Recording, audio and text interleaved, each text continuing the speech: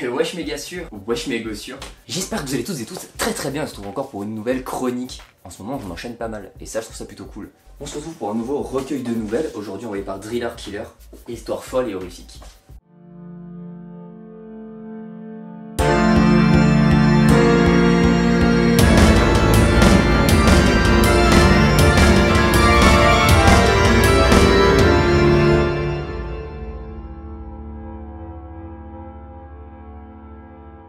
Pour la couverture, c'est très simple.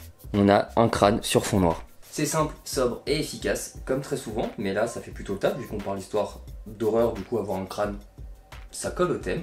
Le seul petit bémol, c'est que quand j'ai vu des photos sur internet, j'avais plutôt l'impression qu'il ressortait un peu plus et qu'il était un peu plus pétant, et que là je trouve qu'il est un peu plus fade, mais je trouve ça quand même plutôt cool. Si on se base sur la définition donnée par Google, c'est un court récit écrit présentant une unité d'action et peu de personnages. Si aujourd'hui on a la définition, c'est parce que j'en reçois beaucoup ces temps-ci. En tout cas, c'est les derniers que j'ai traités le plus, donc je voulais remettre quelque chose dans son contexte. Cette définition n'est pas donnée par hasard, elle fait référence à d'autres points que je vais évoquer dans cette vidéo, et vous allez comprendre peut-être par la suite pourquoi. Comme on vient de voir et comme on vient de dire surtout, c'est un récit qui est très court. Donc forcément, quand vous avez un livre de 150 pages, et que les nouvelles ici font entre 3 et 4 pages majoritairement, vous pouvez vous douter qu'on a beaucoup d'histoires à la suite, surtout qu'elles n'ont pas de point de référence entre les autres, si ce n'est l'horreur. Du coup, c'est peut-être ce qui rend la chose un peu plus compliquée. Compliquée non pas à sa compréhension, mais parce que du coup, moi je l'ai lu d'une seule traite. Enfin, surtout en 2 soirées, je crois, parce que du coup, je les ai enchaînés avec les sprint lectures de Madame Point Virgule, je vous mets son arrobase en barre d'infos. Je trouve ça plutôt cool parce que ça me permet d'enchaîner des bouquins rapidement et qu'en ce moment, ça me permet de reprendre un rythme de lecture beaucoup plus soutenu qu'il m'est important de garder parce que déjà j'aime ça et que du coup vu que je manquais de temps ça me permet de tout canaliser. Et oui, avoir un emploi du temps cadré, ça m'aide dans la vie. Si mes souvenirs sont exacts, je m'étais amusé à calculer, on a 43 nouvelles. Donc autant vous dire qu'enchaîner 43 nouvelles d'un coup, ça fait un peu l'effet d'une mitraillette que j'ai pris en pleine tronche. Et je ne dis pas ici que c'est un mauvais point, je dis juste que du coup, enchaîner 43 petites histoires très vite à la suite, c'était peut-être pas ce qui m'a régalé le plus. Avec un peu de recul, je trouve que l'œuvre ça aurait été beaucoup plus digeste si je m'étais amusé à lire une nouvelle par soir. J'aurais peut-être dû faire ça pour un mode d'horreur. J'aurais peut-être même dû faire ça pour un mode octobre, peut-être que c'est ce que je recommanderais, prenez ça pour un mode d'horreur.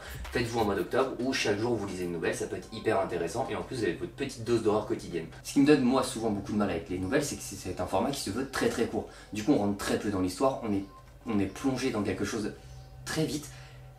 En fait c'est un peu comme si vous plongez dans la pancine dans Harry Potter, pour ceux qui ne connaissent pas, en gros vous plongez dans un souvenir et vous arrivez en plein milieu d'une action. Et je crois qu'au final c'est ce que j'aime beaucoup dans la lecture.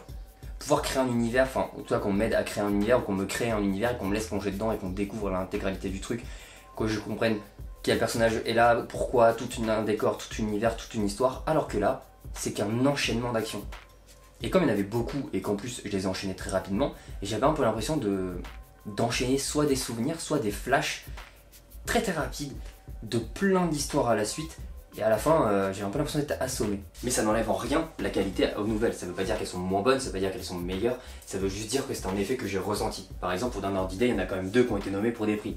Donc, c'est quand même que les histoires sont plutôt bien écrites. Après vérification, c'est pas 43 nouvelles qu'on a, mais 41.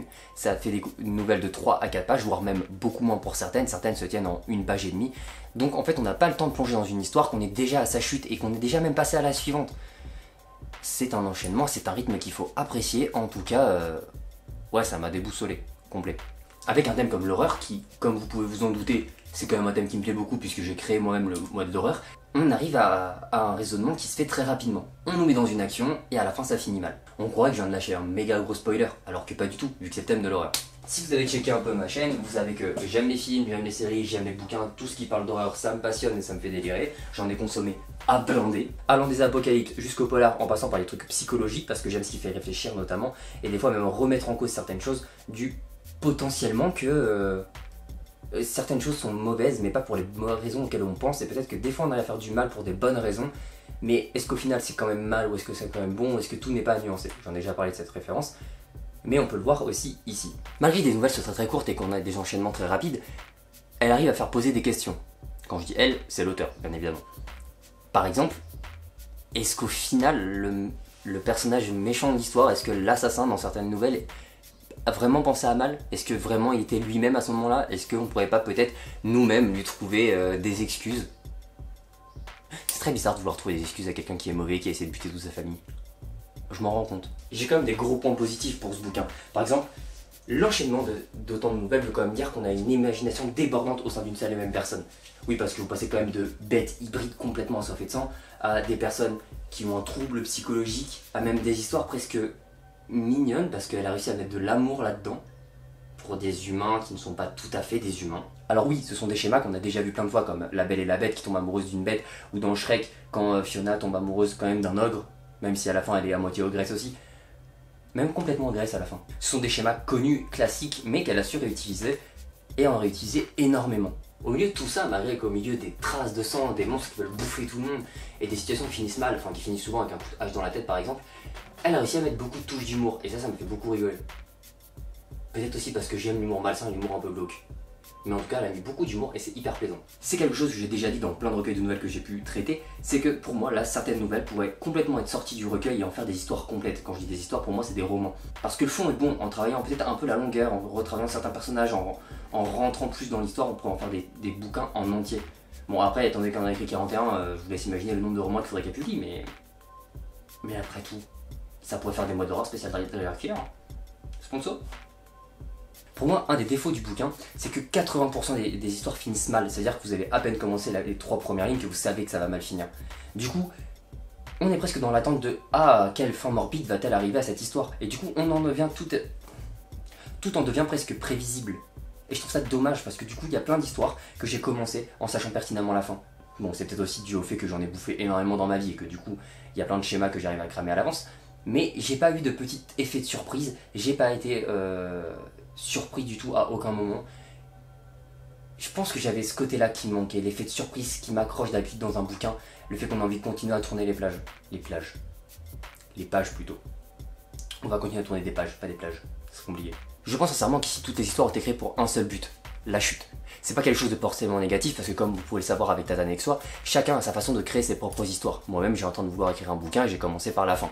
C'est pas quelque chose de négatif, chacun son système de production. D'ailleurs, si vous voulez retrouver les conseils de Tatanex, je vous mets quelques exemples juste ici et son lien en barre d'infos. Elle donne notamment quelques nouvelles sur comment monter un récit, sur comment le faire publier, sur comment trouver sa maison d'édition, plein de conseils, elle est aussi bêta lectrice professionnelle, n'hésitez pas à faire appel à elle, c'est cadeau. Revenons-en à nos flaques d'hémoglobine, le sujet principal c'est souvent la mort.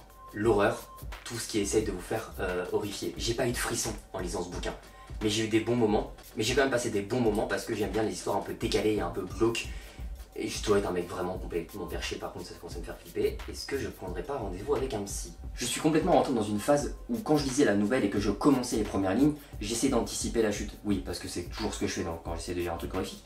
Mais j'essaie de savoir la chute parce que je veux savoir comment elle allait essayer de nous surprendre et quelle fin elle allait pouvoir trouver de nouvelles par rapport à toutes les autres qu'elle a déjà écrites. Parce que je suppose que déjà là, si on a publié 41 dans un seul recueil, elle doit en avoir plein d'autres en tête et même certaines qu'elle n'a pas publiées. Mais en tout cas, je voulais avoir de la nouveauté, de la diversité. En un seul recueil, elle a quand même réussi à mélanger plein de points qu'on a l'habitude de retrouver. Que ça soit du psychologique, que ça soit des monstres, que ça soit des histoires d'amour comme j'ai déjà cité. Plein de points mélangés en un seul recueil. Résultat, je ne pense pas que ce soit un mauvais recueil. Je pense notamment que c'est un très bon recueil, d'ailleurs j'ai vu quelques retours passer très rapidement sur Babelio, comme quoi beaucoup de gens avaient apprécié ce bouquin, et je peux tout à fait le comprendre. Je pense juste que je suis pas la cible. Parce que les recueils de nouvelles, déjà c'est très dur de m'accrocher avec, et que c'est un enchaînement beaucoup trop rapide pour ma part. D'autant plus que, étant un grand fan de l'horreur, aujourd'hui j'ai plus de mal à vraiment accrocher à des histoires courtes quand il s'agit de thèmes de l'horreur. Mais si vous aimez avoir plein de petites histoires, peut-être même pour vous faire, comme je disais tout à l'heure, une espèce de planning pour vous en lire une par jour, ça peut totalement être un recueil qui vous plaît. De toute façon, pour le retrouver comme d'habitude, il est en barre d'infos. Driller Killer en plus est une autrice que j'apprécie beaucoup, qui est un amour. Donc n'hésitez pas à aller la suivre, ça fait toujours plaisir. Pour moi, il est temps de vous dire à très bientôt pour une nouvelle interview qui sort normalement en fin de semaine. C'était Titou, je vous fais plein de bisous